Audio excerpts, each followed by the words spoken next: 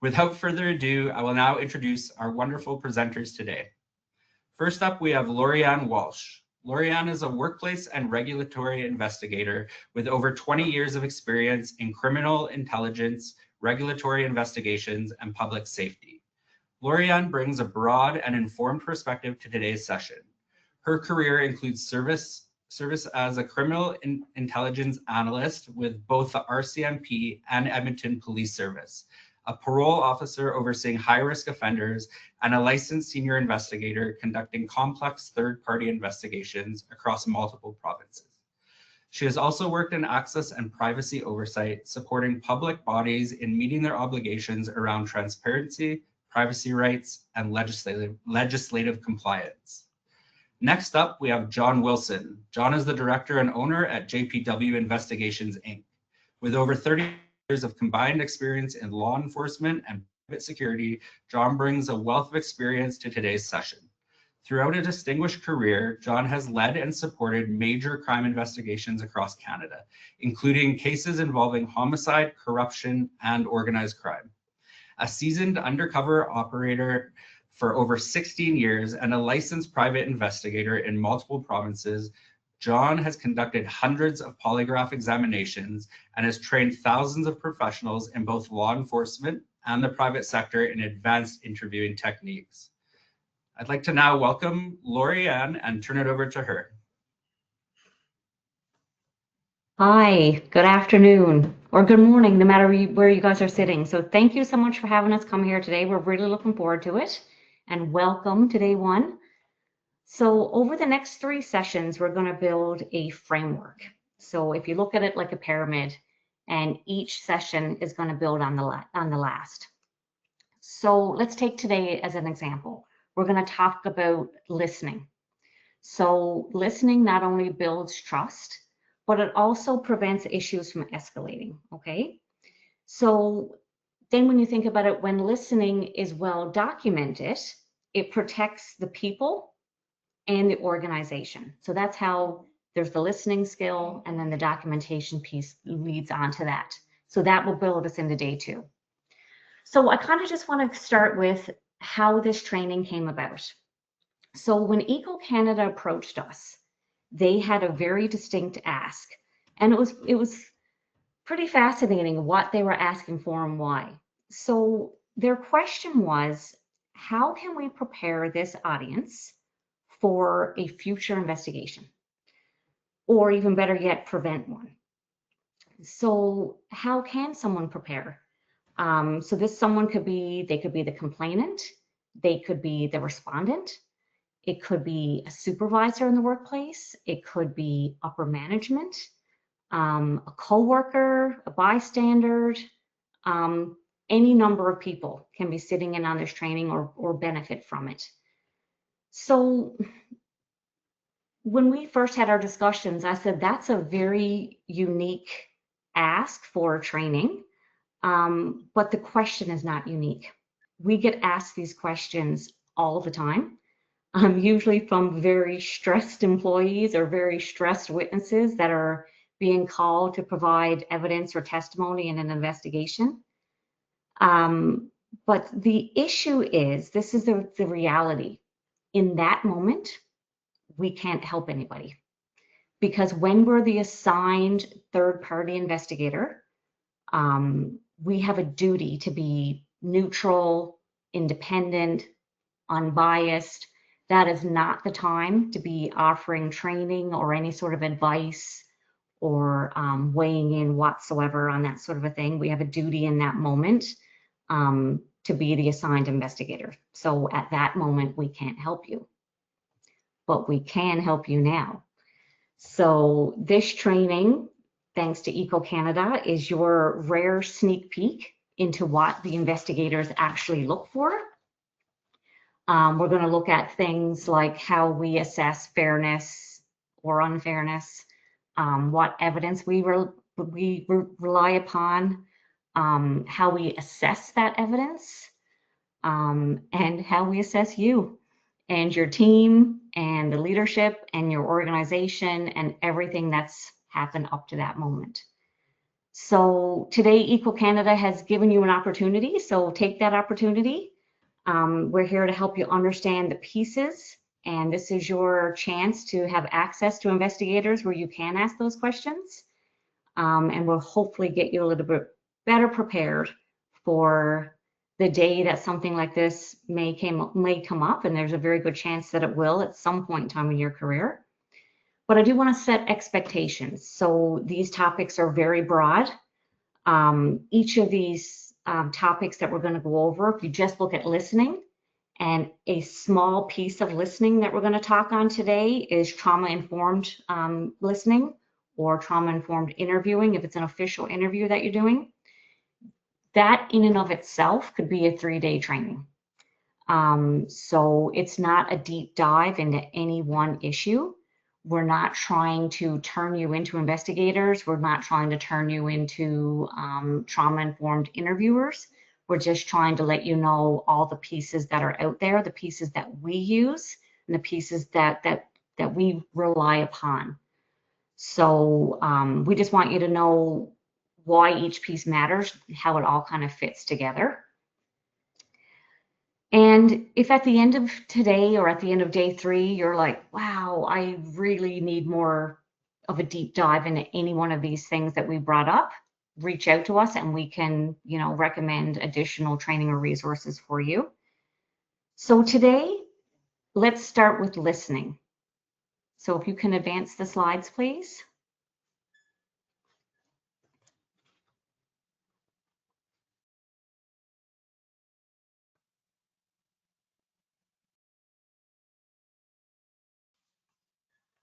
I'm not seeing them advance the slide. I'll just give them a quick second to see if they can move that ahead a little bit to why listening matters. One more slide. Okay, while they're trying to sort that out, I'll go right ahead. So why does listening matter? It sounds simple. It's probably one of the most underestimated of all the skills. We're going to see how listening builds trust. It allows you to see issues early, which in our experience, the quicker you can get ahead of this, the better you are. It creates an evidence trail. John is going to speak about that more lately, about the evidence that we're looking from listening. That's excellent. You're on the right slide now. That's great. And you're going to get to see how listening is the foundation for everything else. Without listening, you're not going to have any other good evidence. So you're not going to be able to have great documentation. You're not going to be able to act or respond downstream without listening. So I guess step 1 is to ask yourself, are you an effective listener? John, I'll hand it to you. Okay, thank you very much, Lorianne. If you could advance the slide, please.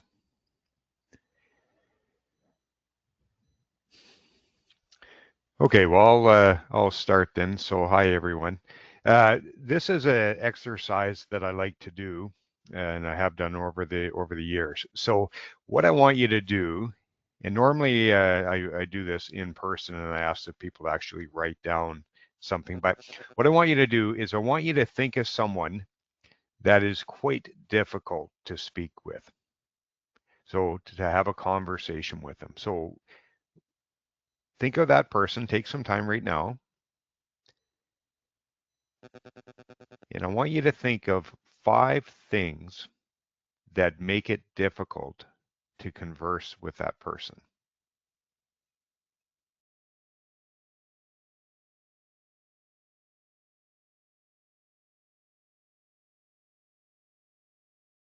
All right, now what I want you to do is I want you to think of someone that is really easy to speak to share information with, that you enjoy talking to. And it can be somebody in work or somebody in your personal life. So again, take a little bit of time, and I want you to think of 5 things that make it easy to speak with that person.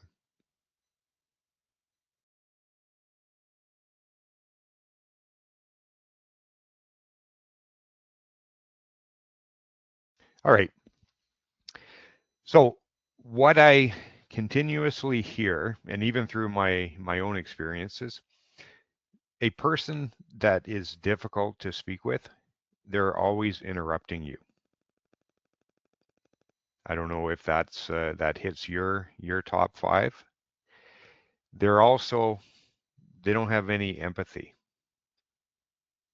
or they don't show any empathy. One of the things I hear all the time is a difficult person is judgmental. So whether that hits your list, think about it though.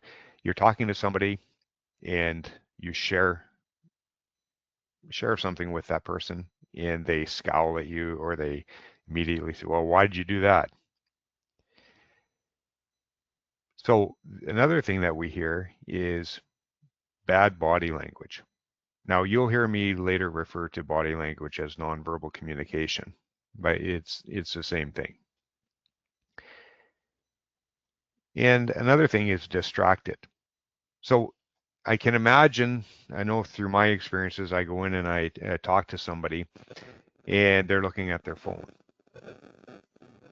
Their mind isn't engaged in our conversation. I've had supervisors where I go into their office and they're looking at their computer and their back is to me. So over the years, as I became more experienced, I used silence. And I guess it was maybe awkward for them, not for myself. And then they would turn around and I said, okay, if you're ready, I can continue. All in a pleasant way. So let's go to the people that are really easy to talk to. And what I hope that you get out of what we're sharing with you today is that you become one of those people that are easy to talk to. And maybe you are already. And if you are, congratulations, but you can get better. So what I continuously hear is those people are non-judgmental. They make you feel important when you walk in or you're conversing with them.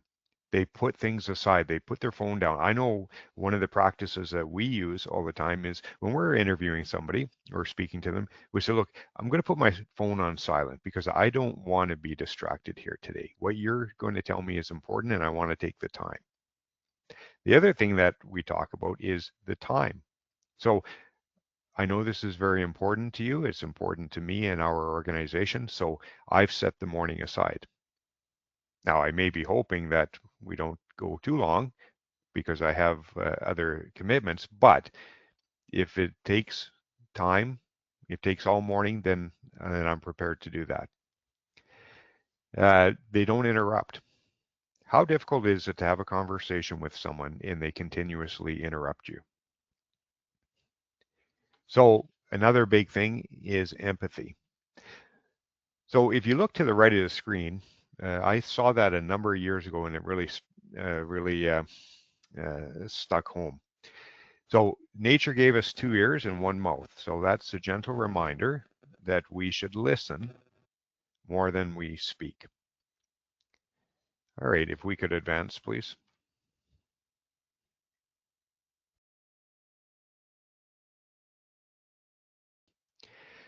So the next slide is deals with active listening. So, and I already shared a little bit of this information, but if you're an active listener, and this is not just at work, what we're going to share with you today, please do use it in your personal life as well. So give your attention. How many times have you been out to a restaurant and the two people sitting at the table are both on their phones? Well, that doesn't create much of a dialogue. So don't be distracted. You want, when you're talking to somebody and you want to set up uh, a good system, is provide a safe and calm place to speak to the person. Because if you can imagine that you're going to go and talk to your supervisor about maybe something a little bit uncomfortable, maybe another coworker that you're experiencing difficulties with. Well, If your supervisor says, yeah, what's the issue? And you're sitting in the lunchroom and people are coming and going, is that a safe place? Are you going to feel comfortable in order to share pertinent information? Probably not. A big thing for active listening is don't interrupt. Often what I find is people when what you got to do is you got to listen to understand, not to respond. Because if somebody's telling you or sharing information, they're telling you a story where our own assumptions, our own biases come to play, and we have to fight those off. We want to listen to the person and not jump in. So if they're telling you that they went, and did something, don't assume that you know what they did. Just sit back and allow them the opportunity to share that information with you. When you may ask questions, and the questions are okay, but what we don't want to do is closed-ended questions. And the best example I can come up with is your child comes home from school and you say to him or her, did you have fun at school today? Well, in my experience, you're going to get an answer, yes or no. So if I'm interested in having dialogue with my child and finding out how their day was, I'll rephrase that and say, tell me about your day, or what was the best part of your day today? And that, because at the end of the day, we want to generate discussion. We want to generate dialogue. We want to show empathy. So we do that through nonverbal communication. When somebody is sharing information and it's sensitive nature, sometimes what we will do is we'll take that opportunity to use proxemics and we'll move in because that builds trust. We also do a lot of nodding. So that shows the person that we're listening to them and that we're understanding what they're saying. Because if they're sharing something that's difficult and you're like, that goes a long way.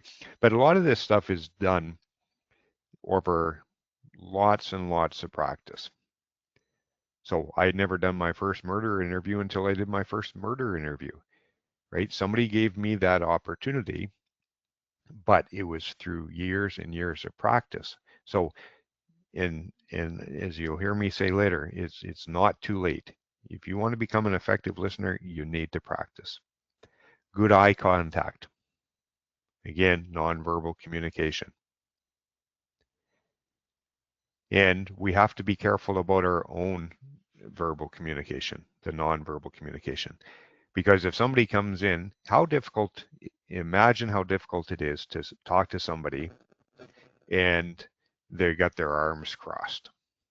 Well, usually that is not a good way for generating dialogue. I know back in the day of the police interviews, that was not a time to move in close to somebody and have them talk about potential confession. They were not ready with their arms crossed. So what I tell people all the time, I remember getting a call from a young constable when I was in a polygraph, and they said, "Oh, when I'm talking to this person, they look down to the left. Are they lying?" So my response was, "Well, how would I know?" And the constable was taken back a little bit, and I said, "Well, listen, if you want to get understand about a person's nonverbal communication, you have to have a baseline. So take an opportunity when you're talking to people, talk about their interests, talk about their hobbies, maybe where they're from, hockey. I know hockey is a big discussion I like to have with people. So and the reason is it builds rapport, it builds trust, liking. People are more likely to confide in somebody that they trust or like. So in what we do is we're not only building the rapport, we're actually looking at the person to see what their nonverbal communication looks like. So if one day I know that Lorianne, I know what her baseline is for nonverbal communication when things are going well, or I think they're going well. But if one day I see her and she's acting differently, that's an opportunity for me to go in and be empathetic and say, how you doing, Lorianne? Right? And it's all about the words you use, how you respond, and the way that you frame it. So, um, be mindful of your body language. So if somebody's trying to share information and you're looking around, you're looking at your watch, if people have watches nowadays, your arms are crossed, you're scowling, then that is not generating the right atmosphere to have that conversation. Okay, so Lorianne will talk about fear culture. If we just can get the next slide, please.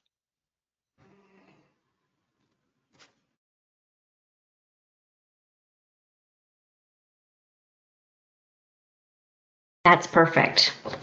Okay, so I'm going to talk about something that John touched upon, the cost of silence. So during an investigation, we often hear people say, everyone knew that she was unhappy, or we'll hear things like, that guy just seemed off. And this probes a really important part of investigations. So we're looking at, what did you know? When did you know it? And what did you do about it? Okay. So when challenges escalate, a lot of times there were earlier signs, whether the organization wasn't listening, or a supervisor wasn't listening, or a coworker wasn't listening. We're going to ask, okay, if this person was always unhappy, or if this person seemed off, where's the evidence? Okay. So, and if you can't produce evidence of that, that in and of itself is the evidence. So gone are the days when leadership can just say, oh, you know what, I wasn't aware of it, I didn't know, no one told me, it's not my problem, right? So nowadays there's a much higher standard. The absence of documented listening is evidence in and of itself. So the lack of knowledge, that speaks volumes. So investigators aren't going to ask you necessarily what, right down into the nuance of what you were thinking about something. But investigators are going to say, okay, if this employee was struggling, what evidence can you produce that speaks to this person was struggling? If you can advance the slide, please.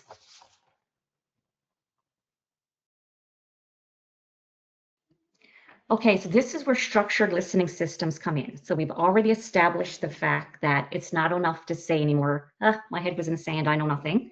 You're going to be expected to show that you were listening. So these structured listening systems turn listening into evidence.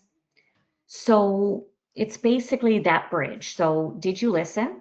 And then what evidence do you have to support that you were listening? So basically, did leadership or coworkers notice anything? Was anything recorded? Was there follow-up? Because we're trying to get at things like, was this one isolated incident with one person? Or is there a larger systemic issue at play here? And sometimes it might be that one or two people have one piece and they were listening to one part of the story, and someone else through a different lens heard something completely different. Okay. So that's what we do as investigators, is we take all the different listening together and we kind of synthesize it and kind of make sense of it. And that's part of the credibility assessment down the road, is what this person is saying that they heard. Is that consistent with other people's listening? Or is what that person heard and they're reporting that they heard, is that consistent with other documentation that we have in the file? So you're going to get to see how these structured listening systems are really important, because they are a way to turn that listening into evidence, okay?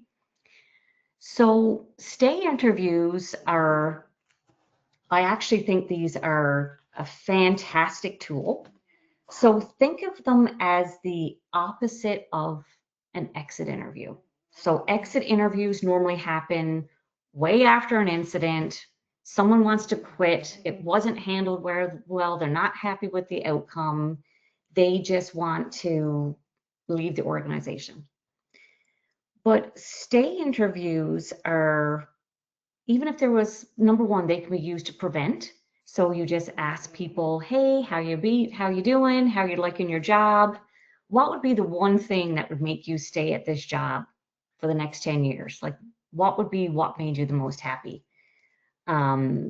Or if there was, let's say there was an incident, there was a major harassment investigation, and then after it's all said and done, you meet with your staff individually and you say, what would make you stay now?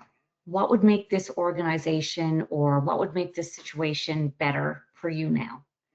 And that's something that, it's a very individualized one-on-one. You can go to the next slide, please.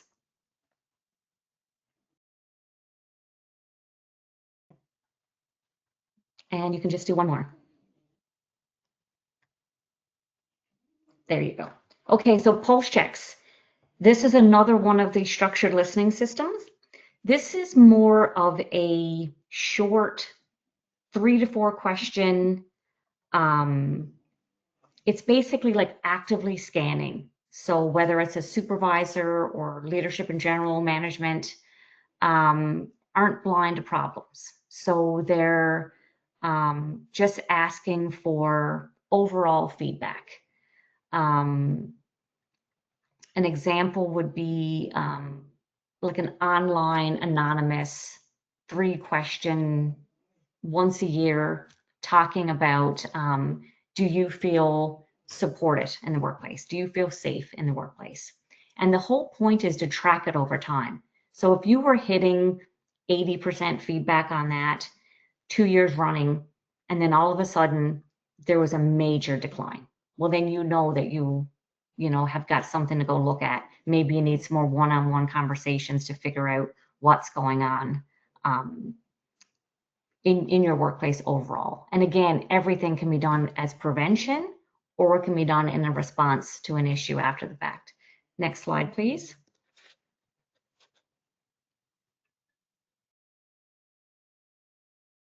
So listening logs. So these are no different than, like, say, supervisor notes. So you could like even make something as simple as we had 3 weekly debriefs, and we had 3 weekly meetings, and this particular employee appeared fatigued, and they brought up at each weekly meeting that they are very, very stressed about the short timelines or the increased workload or something like that. And it's really important to make a note of that.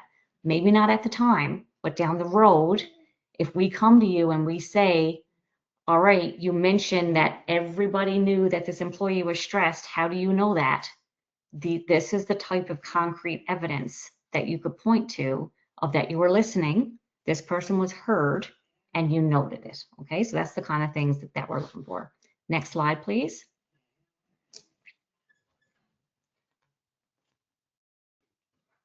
Okay, team debriefs.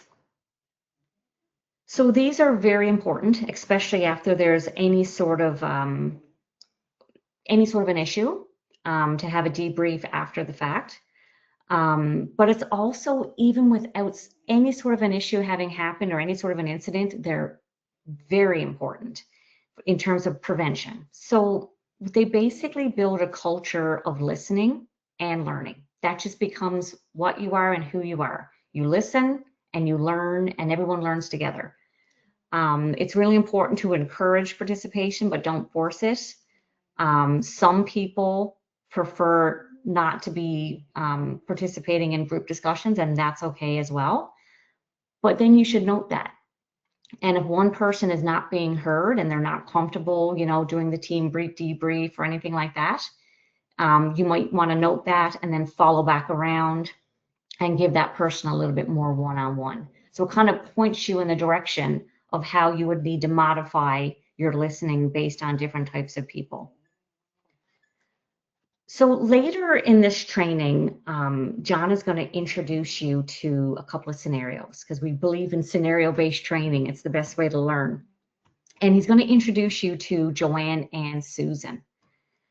So I want you to go into the rest of the training thinking, okay, having learned about these different tools in your toolbox to document listening for evidence, would you have expected their coworkers, their supervisors, their management to have used any of these tools?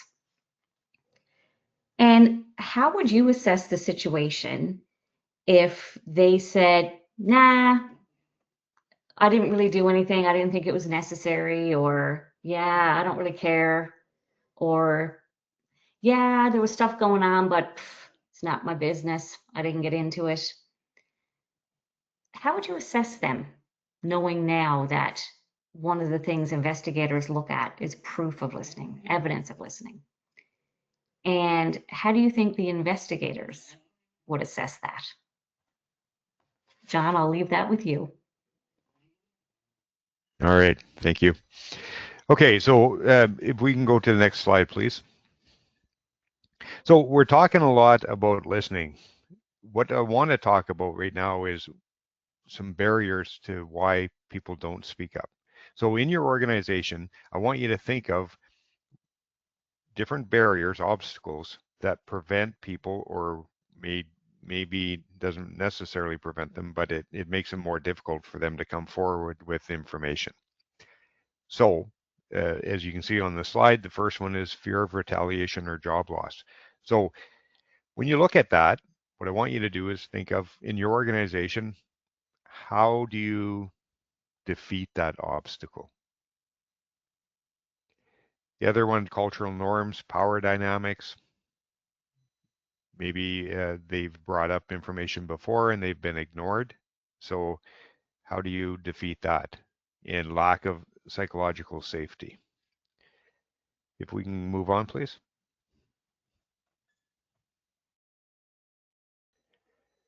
Okay, so trauma-informed listening. Lorianne had brought that up right at the beginning in the introduction. So a lot of this stuff I've already covered off, so we're not going to spend a lot of time. I know we don't have a lot of time left.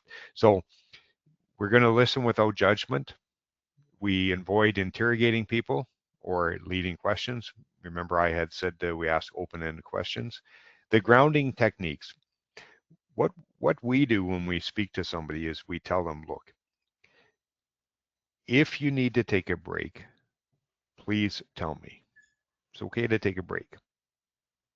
Sometimes I'll know that they're a smoker, and so I'll tell them that my dad used to smoke 2 packs a day, and I know in stressful situations that he needed a cigarette. So no problem, you need to take that, right? But again, it's us looking at them, knowing what their baseline is, and then being able to say, you know what, I think this person isn't doing so well right now. This is difficult. So in the next training that we're going to put on is dealing with the documentation. So we'll give you a little sneak peek here, but document with care, reflect their experiences and not our assumptions. The next slide, please. We talked already about the proper environment. We want it to be calm and private. We give them time. As I mentioned earlier, I tell them, you know what, I've set aside the whole morning for you. Don't feel rushed here. This is important. The other thing, if we're going to talk to somebody,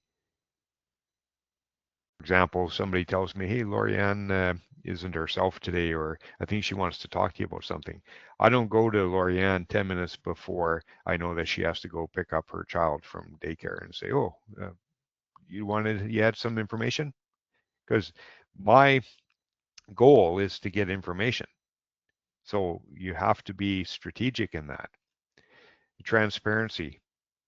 In our roles as investigators, in the interview, we are transparent with people. We tell them what our role is and we set expectations. Big part of trauma-informed interviewing is that they are part of the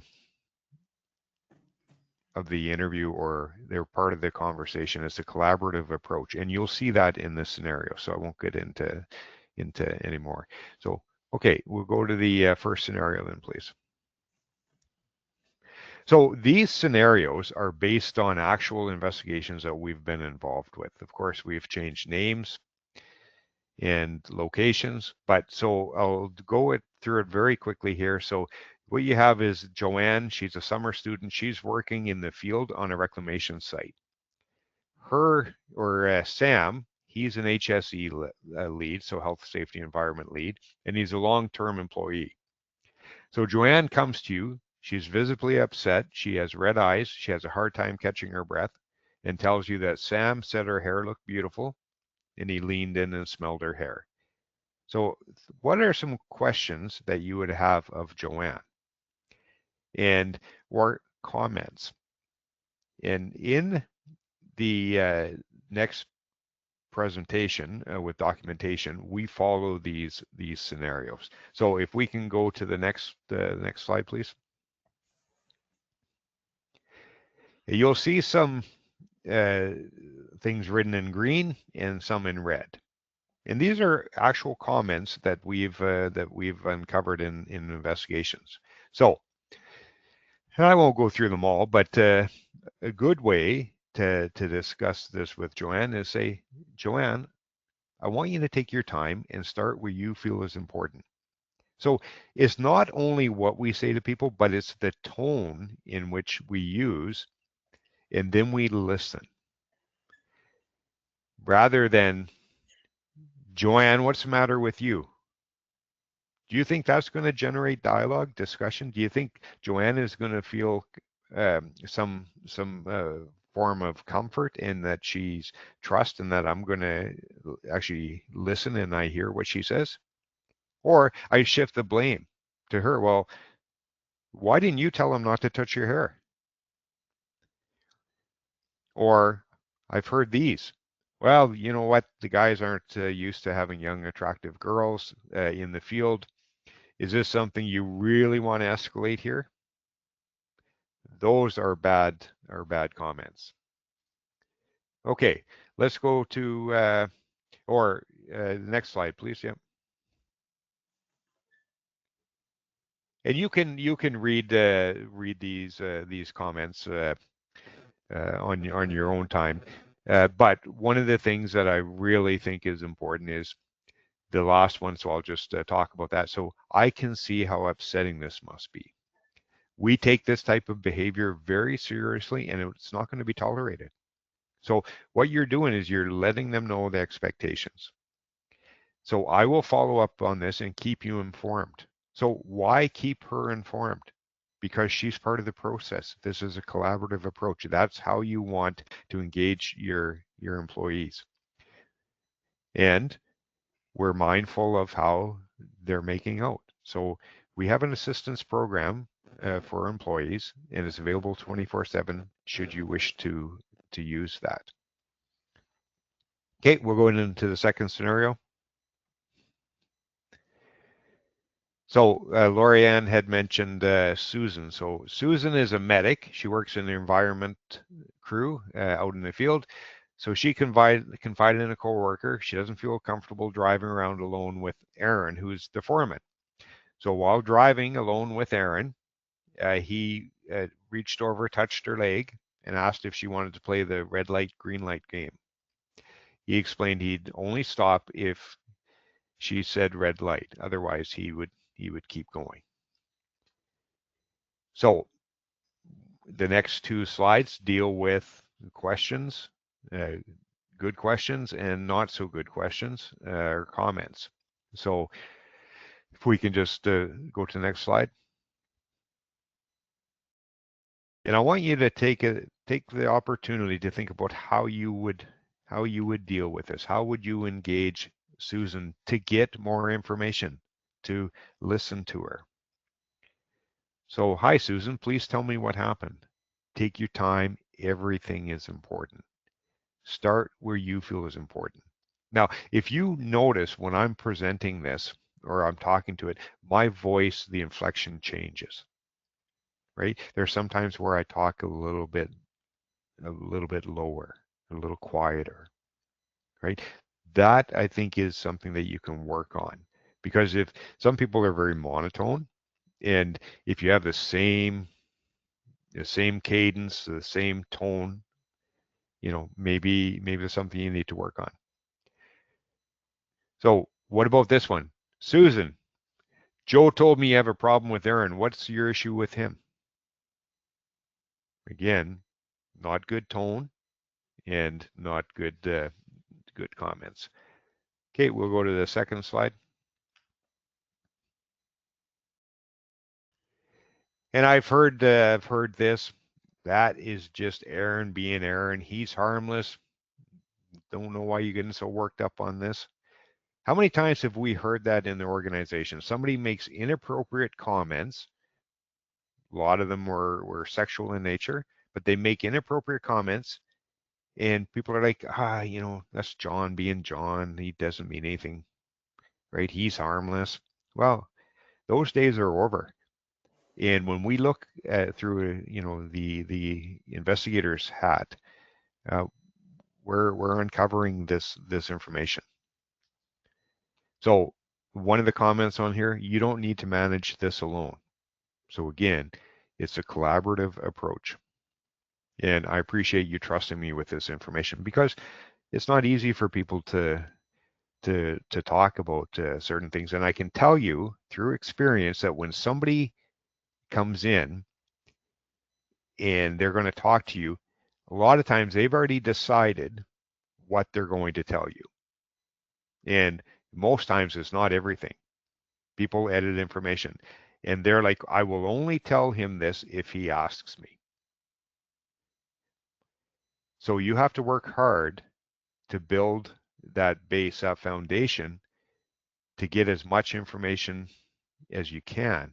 And if one wrong word or one negative comment or the tone or a distraction can ruin it. And they'll be like, yep, I'm not telling them that, right? If I interrupt them. No, right? And it almost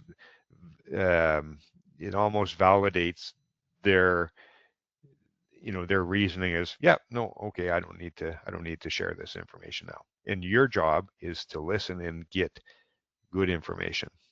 So next slide.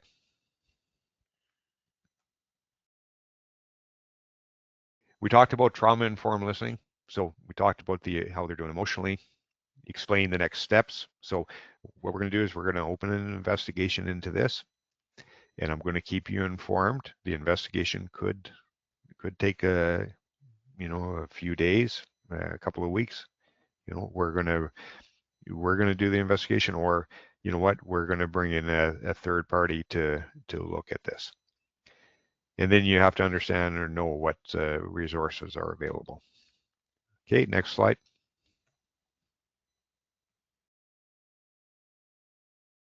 So the legal power of listening. So listening is the start of your legal and ethical evidence trail. Lorianne had talked about the evidence trail. We talked about silence, inaction. And so what do you do after you learn information, after someone speaks up? That becomes the focus of future inquiries. And in the third presentation, we're going to talk about the implications of not doing proper investigations and not taking appropriate measures when somebody does speak up. All right, we'll go into neutral listening.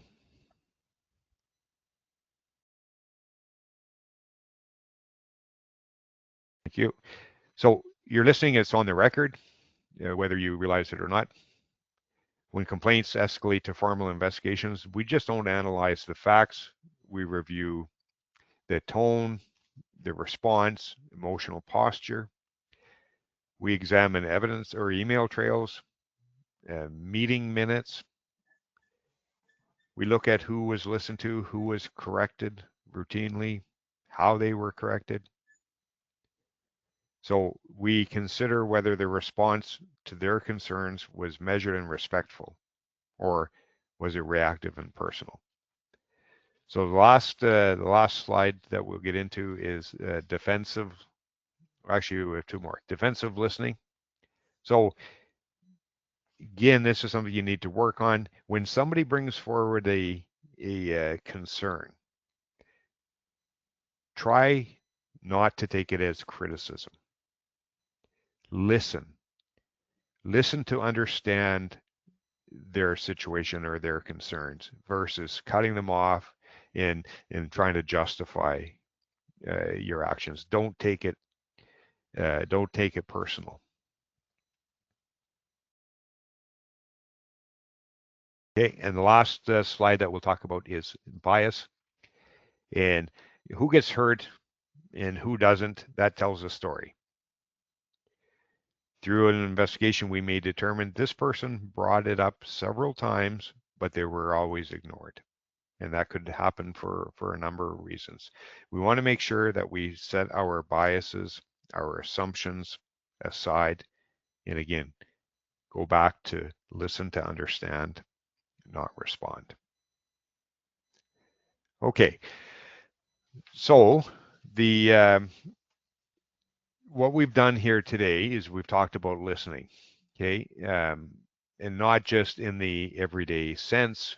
We explored a little bit about trauma-informed listening, active listening, effective listening.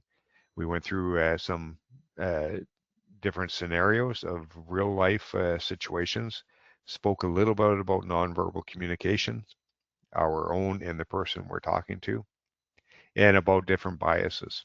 We saw how listening is not just about hearing words. You got to listen to understand. So, in closing, before we open it up to questions, my biggest takeaway, or what I hope your takeaway would be, is you need to practice. Whether you're trying to learn how to play golf, you're not going to go get better unless you do it. So what I encourage everybody to do is, starting right now, in order to get better, is make a concerted effort into practicing, whether that's practicing at work, in an elevator, engaging somebody in a conversation, and actually listening. Because what happens is, a lot of times, our mind isn't where it needs to be. We're thinking about different things. So when they're trying to tell us a story or tell us information, we're actually not listening. We're waiting for our moment to interject, to add our experiences, and maybe, and you've heard of people, the one-uppers. Well, if they bought one car, you bought two cars. Always better. They're not listening to understand. So it takes practice, and I hope by our next presentation that you'll all have put an effort into really practicing listening, and I guarantee you will become better communicator, and it will assist you in your work and your personal life if you take the time. And if you're not interested in that, then you better seek assistance when you do have an investigation, for people that are good at listening. All right, that's all I have.